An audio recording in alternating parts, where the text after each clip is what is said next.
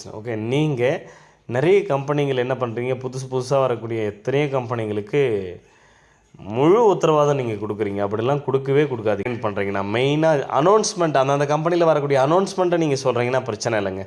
சரிங்களா? ரைட், இந்த மாதிரி ஒரு அனௌன்ஸ்மெண்ட் வந்திருக்கு, அந்த மாதிரி அனௌன்ஸ்மெண்ட் வந்திருக்குன்னு சொல்கிறீங்களா, சொல்லிவிடுங்க, முடிஞ்சது.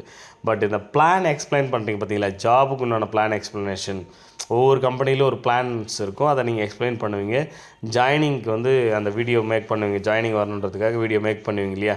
ஸோ அந்த மாதிரி மேக் பண்ணக்கூடிய வீடியோஸில் டிஸ்க்ளைமர் நிறைய பேர் கொடுக்குறீங்க, ஒரு சிலர் டிஸ்க்ளைமர் கொடுக்க மாட்டேறீங்க. கண்டிப்பாக டிஸ்க்ளைமர் இருக்கணும்.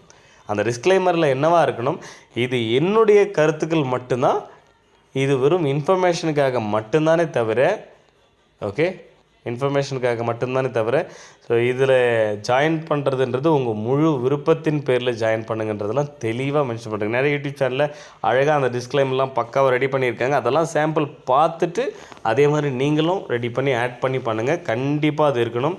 யூடியூப் சேனல் ஸ்டார்ட் பண்ணுறது பெரிய விஷயம் இல்லைங்க, சரிங்களா? அதில் போடக்கூடிய ஒவ்வொரு விஷயத்தையும் நம்ம எப்படி கொண்டு போகிறோம், எப்படி போடுறோம், நம்ம எப்படி பேசுகிறோம், ரொம்ப இம்பார்ட்டன்ட்.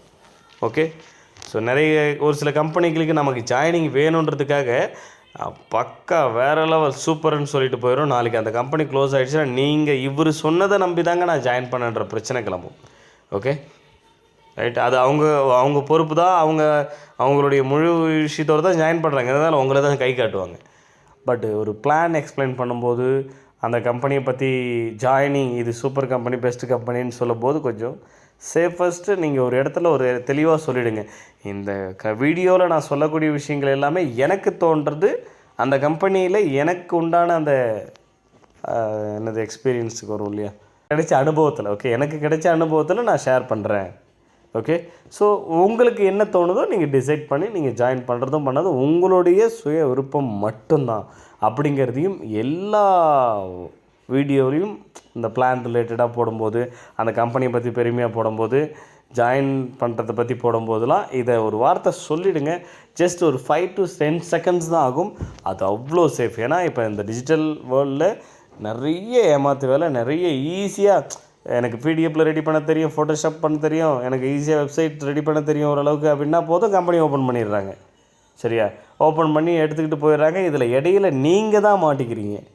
ஓகே, ஸோ ஒரு பிரச்சனை நாளைக்கு வந்துடக்கூடாதுன்றதுக்காக நாம் சேஃபாக இருக்கணும். என்றைக்குமே இந்த பிளாட்ஃபார்மை பயன்படுத்தி எப்படி பணம் சம்பாதிக்கணும் அப்படிங்கிறத யோசிக்கணுமே தவிர, இந்த பிளாட்ஃபார்மை எப்படி பயன்படுத்துறதுனே தெரியாமல் போய் எதையும் மாட்டிக்கூடாது.